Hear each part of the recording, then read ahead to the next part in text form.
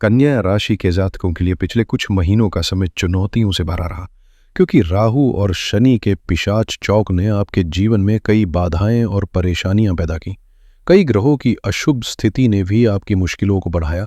हालांकि पिछले महीने मंगल की स्थिति आपके लिए खासे अनुकूल रही, क्योंकि 1.5 साल तक मंगल आपके लाभ स्थल में थे, जो कि नीच राशि में होते हुए भी आपके 11वें घर में रहने के कारण अशुभ नहीं माने गए।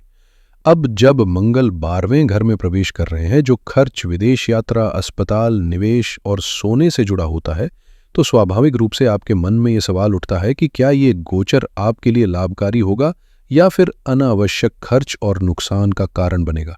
लेकिन एक महत्वपूर्ण बात यह है कि मंगल की ये स्थिति आपके लिए एक विपरीत राजयोग भी बना रही है, जिसका मतलब है कि इस कठिन दौर के बाद आपके जीवन में कुछ सकारात्मक बदलाव आने वाले हैं। इसलिए चिंता करने की बजाय इन बदलावों को एक नई उम्मीद और अवसर के रूप में देखें, क्योंकि अब समय आपके लिए कुछ बेहतरीन मोड़ लेकर आने वाला है। ठीक है, तो सबसे पहले हम बात करेंगे कि मंगल का विपरीत राजयोग वास्तव में क्या होता है और ये कैसे आपके जीवन में सकारात्मक बदलाव ला सकता है। मंगल की ये विशेष स्थिति आपके लिए नए अवसर और ताकत का स्रोत बन सकती है, लेकिन इसका सही असर समझने के लिए सबसे बेहतर तरीका है कि आप अपने राशिफल को खास तौर पर अपनी चंद्र राशि के अनुसार देखें।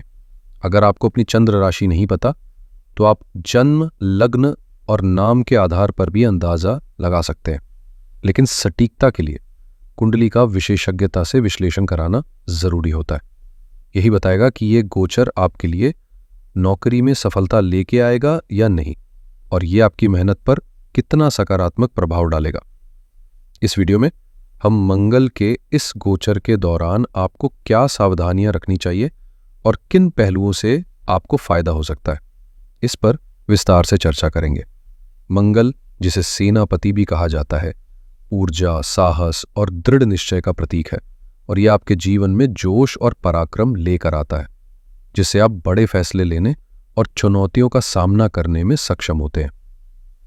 तो चलिए अब इस यात्रा की शुरुआत करते हैं और समझते हैं कि मंगल की इस स्थिति का आपके भविष्य पर क्या असर होगा। ये गोचर खास तौर पर उन मामलों में बेहद दिलचस्प और प्रभावशाली साबित होने वाला है जहां खर्च, निवेश और फैसलों का संबंध हो।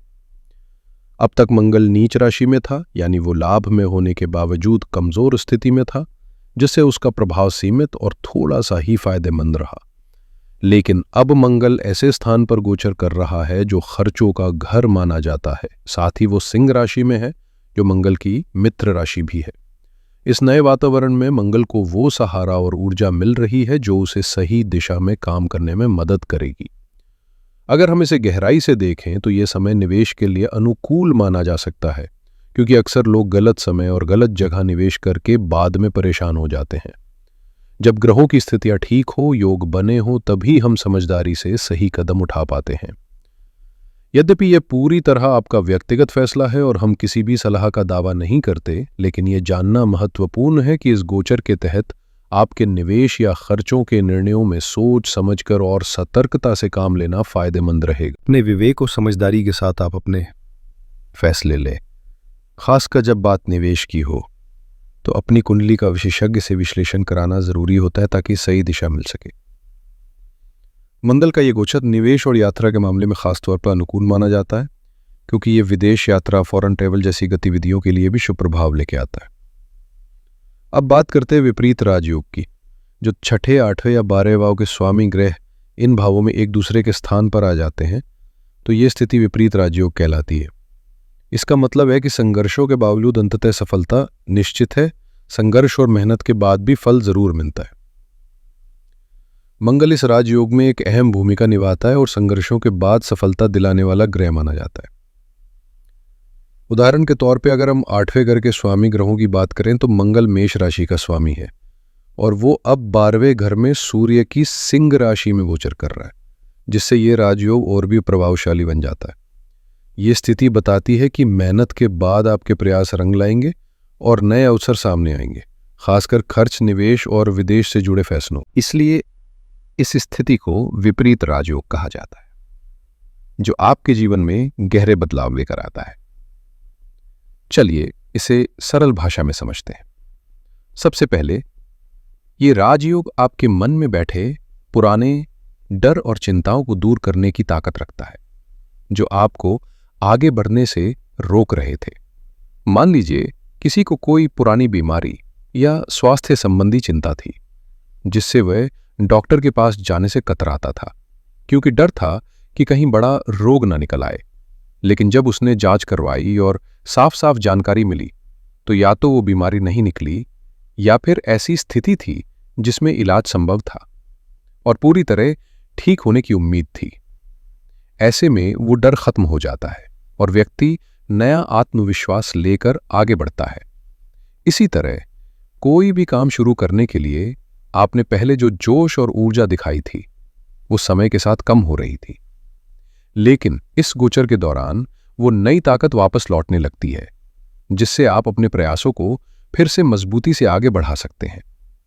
इस तरह विपरीत राजयोग संघर्षों के बाद सफलता और स्पष्टता की तरफ ले जाता है, जो आपके जीवन में सकारात्मक बदलाव लाने वाला है। और किसी नए काम की शुरुआत करते वक्त अक्सर हमारे मन में बड़ी उम्मीदें और ऊंचे सपने होते हैं। सोचते हैं कि मेहनत से सब कुछ आसान हो जाएगा और अच्छा मुनाफा मिलेगा। लेकिन कभी कभी ग्रहों की अनुकूल स्थिति ना होने की वजह से वो प्रयास बीच में ही रुक जाते हैं और उस काम में लगी ऊर्जा भी धीरे धीरे खत्म होने लगती है। यही वो वक्त होता है जब मंगल का 12वें घर में गोचर नई जान डालता है, जिससे फिर से उस काम में उत्साह लौटता है और सफलता की संभावना बढ़ जाती है। साथ ही इस दौरान आपको ये भी स्पष्टता मिलती है कि पिछली बार कहाँ कमी रह गई थी, क्या गलतियां हुई थी, ताकि इस बार आप उनसे बच सके। इसके अलावा विपरीत राजयोग का एक और बड़ा फायदा ये है कि जो पुराने निवेश या खर्चे आपको नुकसान लग रहे थे, वे अब धीरे धीरे लाभ में बदलने लगते हैं।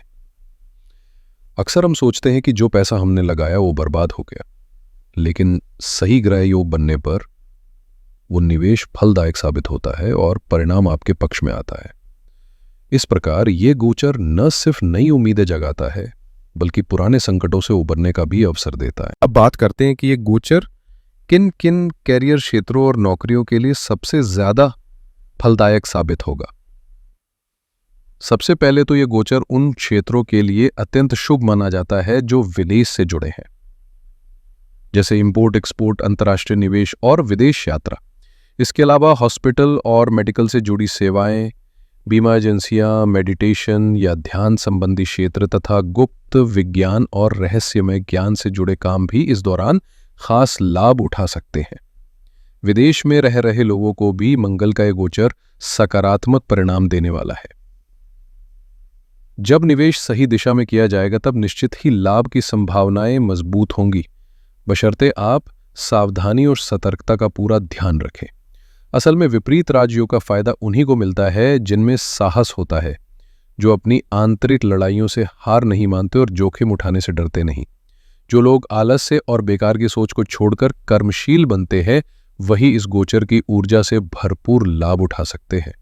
तो चलिए अब हम इस विपरीत राजयोग के असली प्रभाव और मुख्य परिणामों पर विस्तार से नजर डालते हैं। तथा ये अब हम बात करेंगे कि मंगल का 12वें घर में गोचर आपके जीवन में कैसे असर डाल सकता है। जब कुंडली में मंगल की स्थिति सकारात्मक हो, तो ये विपरीत राजयोग को सक्रिय करता है, जिससे सफलता के रास्ते खुलते हैं। हालांकि अगर मंगल कमजोर या अशुभ होता है, तो इस राजयोग का प्रभाव कुछ हद तक कमजोर पड़ सकता है, लेकिन फिर भी लाभ मिलता है। मंगल 12वें घर में प्रवेश करता है, जो खर्च, विदेश यात्रा, मानसिक एकांत, शारीरिक थकान, रात्रि जीवन ध्यान और अस्पताल जैसी चीजों से जुड़ा होता है। मंगल 8वें और तीसरे घर का स्वामी भी है और उसकी ये स्थिति पराक्रम भंग योग भी बना सकती है, जिससे मेहनत ज्यादा करनी पड़ती है, लेकिन अंततः परिणाम संतोषजनक होता है। पिछले 1.5 महीने में मंगल नीच राशि में था, जिससे कुछ लोगों को असहज अनुभव हुए होंगे।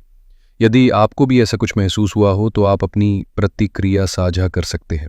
यह गोचर आपके लिए एक महत्वपूर्ण संकेत हो सकता है कि अब नई चुनौतियों के साथ साथ अवसर भी आपके रास्ते में आ रहे हैं। ये बात बिल्कुल ज़रूरी नहीं कि हर किसी के लिए ये पूरी तरह से सही हो, लेकिन इतना ज़रूर है कि अलग अलग लोगों पे ग्रहों का असर अलग ढंग से दिखता है। पिछले 1.5 महीने से मंगल आपकी कुंडली के 11वें भाव में नीच का होकर बैठा था और इस स्थिति ने कई मोर्चों पर असर डाला। मुमकिन है किसी दोस्त के साथ बहस या गलतफहमी हुई हो, कोई बात दिल को न दी हो और दोस्ती में थोड़ी दूरी आ गई हो। दूसरी बात, पैसा तो आ रहा था लेकिन जैसे ही हाथ में आता किसी न किसी वजह से रुकता नहीं था, मानो रेत की तरह फिसलता जा रहा हो। तीसरा असर ये रहा कि मन में कई इच्छाएं उमड़ रही थीं लेकिन दिमाग इतना भटक रहा था कि कोई भी चाह पूरी नहीं हो पा रही थी। और चौथा पहलू ये रहा कि नेटवर्किंग के जरिए मौके तो कई मिले, लेकिन या तो हमने उन्हें गंभीरता से नहीं लिया या समय रहते सही ढंग से उनका फायदा नहीं उठा पाए, जिससे वे हाथ से निकल गए। अगर इन चार में से कोई भी बात आपसे जुड़ती हो या आपने हाल ही में ऐसा कुछ अनुभव किया हो तो हमें कमेंट करके जरूर बताएं।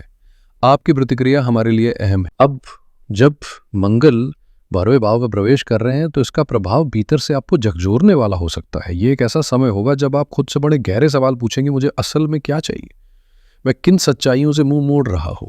शुरुआत करते हैं इसके सकारात्मक पहलुओं से। सबसे पहले, मंगल की ऊर्जा आपको खुद को पहचानने और अपनी कमजोरियों को स्वीकार कर उन्हें सुधारने की प्रेरणा देगी। ऐसी प्रेरणा जो आपके व्यक्तित्व में ठोस बदलाव ला सकती है। दूसरा, इस समय विदेश यात्रा, वीजा से जुड़ी गतिविधियां, अस्पताल से संबंधित काम या ध्यान साधना जैसे क्षेत्रों में आपकी रुचि और सक्रियता काफी बढ़ेगी, क्योंकि मंगल की ऊर्जा अब इन जगहों पर प्रवाहित होगी। ये ऊर्जा आपको मानसिक और शारीरिक स्तर पर ठोस लाभ दिला सकती है। कोई पुराना निवेश अगर अटका पड़ा है तो अब उसकी रिकवरी की संभावना जाग सकती है। और अगर आप किसी बीमारी से जूझ रहे हैं तो अस्पताल या चिकित्सा से जुड़ी गतिविधियों में आपकी सक्रिय भागीदारी अब आपको राहत देने में कारगर साबित हो सकती है। कुल मिलाकर यह समय आत्मचिंतन और भीतर से बदलाव लाने का है। अगर आप इस दिशा में आगे बढ़े तो परिणाम बेहद सकारात्मक हो। इस समय मंगल की स्थिति कुछ खास इशारे कर रही है। अगर किसी बीमारी से आप जूझ रहे हैं तो आपकी सक्रियता और ऊर्जा अब आपको उससे उबरने में मदद कर सकती है, और भविष्य के निवेशों में भी ये ऊर्जा कुछ अच्छे परिणाम लेकर आ सकती है, खासकर जब विपरीत राजयोग बन रहा हो। लेकिन इस पूरे दौर में एक बात बेहद जरूरी है, भीड़ की राय से ज्यादा अपने अंतर्मन की आवाज सुने। सबकी बात सुनिए जरूर, लेकिन आखिरी फैसला खुद की समझ और एकांत में सोचने के बाद ही लीजिए। किसी के कहने पर सीधा उसी दिशा में दौड़ पड़ना इस समय आपके लिए हानिकर हो सकता है। हाँ, नींद से जुड़ी कुछ परेशानियां भी सामने आ सकती हैं, जैसे रात को बेचैनी, विचित्र सपने या बार बार नींद का टूटना, जो पूरी ऊर्जा को बिखेर सकता है। इसलिए इस समय बोलने से ज्यादा करने पर ध्यान दीजिए, लेकिन बिना सोचे समझे नहीं। अक्सर सलाह दी जाती है कि ज्यादा सोचो मत, लेकिन इस स्थिति में मंगल खुद कह रहे हैं, थोड़ा रुककर, सोचकर और योजना बनाकर आगे बढ़ो। क्योंकि जब मंगल 12वें भाव में होता है तो बिन दिशा की जल्दबाजी आपकी ऊर्जा को गलत दिशा में बहा सकती है, और यही वो बात है जो आपको अभी समझनी है। और इस समय आपकी सबसे बड़ी चुनौती यही हो सकती है कि आप अनजाने में अपना कीमती समय ऐसी चीज़ों में खर्च कर रहे हो जो ना तो आपको आगे बढ़ाती हैं, ना ही कोई ठोस लाभ देती हैं। जैसे बेवजह मोबाइल में उलझ जाना, बिना मकसद के घूमना या ज़रूरी टास्क को टालते रहना। याद रखिए, समय की बर्बादी सीधे आपके पैसों की बर्बादी से जुड़ी है। इसलिए अब वक्त है सोच समझकर धीमी लेकिन ठोस रफ्तार से आगे बढ़ने का। कोई भी काम बिना प्लान के मत कीजिए। एक कॉपी में अपना हर टास्क लिखिए और तय कीजिए कि 2 दिन में आपको क्या क्या पूरा करना है। हाँ, ये सच है कि मंगल के 12वें घर में होने से आलस्य बढ़ सकता है और आप खुद को थोड़ा सुस्त महसूस कर सकते हैं, लेकिन इसी सुस्ती के बीच अपने ज़रूरी काम को रुकने मत दीजिए। काम की निरंतरता ही भविष्य की परेशानी को टाल सकती है।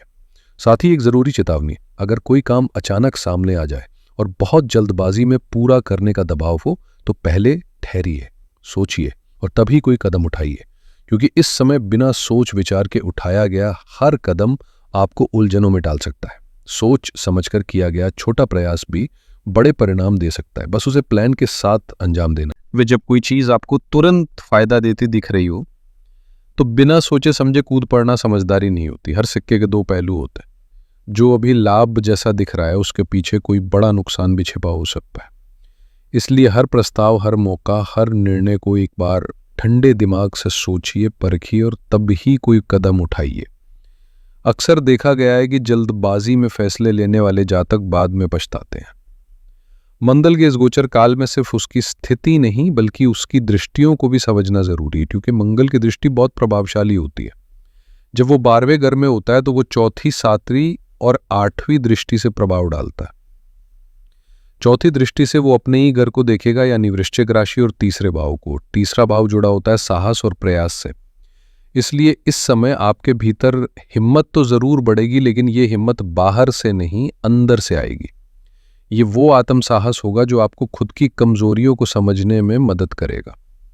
जब आप कोई डील करते हैं, कोई बातचीत तय करते हैं, तो अक्सर आपकी अपनी झिझक, असमंजस या सच से भागने की आदतें आड़े आ जाती हैं।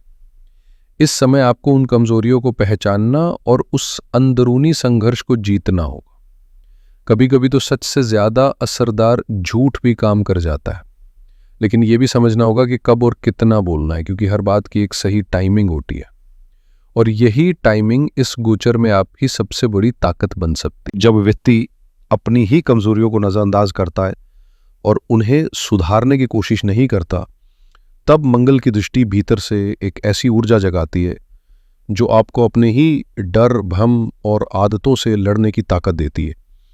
और अगर आपने इस लड़ाई को गंभीरता से लिया, तो आप न सिर्फ इन कमजोरियों को मिटा सकते हैं, बल्कि खुद पर जीत भी हासिल कर सकते हैं। इस दौरान छोटे भाई बहनों से जुड़ी कोई उलझन या विवाद रहा होगा, तो वो भी शांत होता दिखाई देगा। मंगल की कृपा से रिश्तों में गर्मजोशी लौटेगी। साथ ही यात्रा के योग भी प्रबल होंगे, चाहे वो छोटी दूरी की हो या कोई बड़ा सफर जैसे विदेश यात्रा। अगर आप किसी लोकल एरिया में रह रहे हैं, तो ऐसे में छोटी छोटी यात्राएं ज्यादा होंगी, लेकिन विदेश जाने की योजना है तो वहां मंगल रास्ता तो खोलेंगे, मगर खर्चा आपकी उम्मीद से थोड़ा ज्यादा हो सकता है। इसलिए बजट का ख्याल रखना जरूरी होगा। और सबसे अहम बात, अगर आपने किसी काम को करने का संकल्प लिया है लेकिन उसे लगातार टालते जा रहे हैं, तो यह सबसे बड़ी रुकावट बन सकती है। हर बार आज नहीं कल कर लूंगा कहते कहते आप उस काम से दूर होते चले जा रहे हैं और वो कार्य कभी पूरा हो ही नहीं पा रहा। इस समय आपको खुद से वादा निभाना है। काम चाहे छोटा हो या बड़ा, उसे आज और अभी की भावना से करना ही होगा, क्योंकि बार बार टालने से नतीजे कभी सामने नहीं आते। मंगल के इस गोचर में कुछ ऐसी गतिविधियां उभर सकती हैं जो आपके लिए नुकसानदेह साबित हों, इसलिए अभी से सतर्क रहना जरूरी है। ये गोचर अब शुरू हो चुका है और संभवतः ये वीडियो 6 जून के बाद आप देख रहे होंगे, जबकि मंगल जुलाई के अंत तक 12वें भाव में ही रहेंगे। अब बात करते हैं मंगल की सप्तम दृष्टि की, जो सीधा प्रभाव डाल रही है आपके छठे भाव यानी रोग, शत्रु और प्रतिस्पर्धा के घर पर। विशेष रूप से कन्या, तुला, वृश्चिक, धनु, मकर और कुंभ राशि वालों के लिए ये समय थोड़ा सावधानी से भरा हो सकता है, क्योंकि मंगल की दृष्टि यहाँ अपनी शत्रु राशि पर पड़ रही है। ऐसे में पुराने रोग फिर से उभर सकते हैं, पुराने दुश्मन दोबारा सिर उठा सकते हैं और ऑफिस या प्रोफेशनल सर्कल में विरोधियों की सक्रियता बढ़ सकती है। कुछ लोग जानबूझकर षड्यंत्र रच सकते हैं या ऑफिस पॉलिटिक्स में आपको घसीटने की कोशिश कर सकते हैं। इसलिए आपको अपनी ओर से 2 चीजें बेहद सलीके से संभालनी है। पहली, हर प्रकार का पेपर वर्क पूरी तरह तैयार रखें, और दूसरी, यदि कोई आर्थिक लेन देन या जिम्मेदारी आप संभाल रहे हैं तो एक एक रुपए का हिसाब साफ और लिखित होना चाहिए।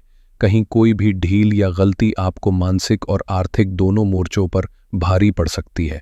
यह समय आपका टेस्ट लेने आया है और आपकी तैयारी ही तय करेगी कि आप इन चुनौतियों को मात देंगे या उलझ जाएंगे। जब भी कोई मामला सामने आए तो आपके पास हर बात का दस्तावेजी प्रमाण होना चाहिए, क्योंकि छोटी छोटी लापरवाहियां बड़े नुकसान में बदल सकती हैं।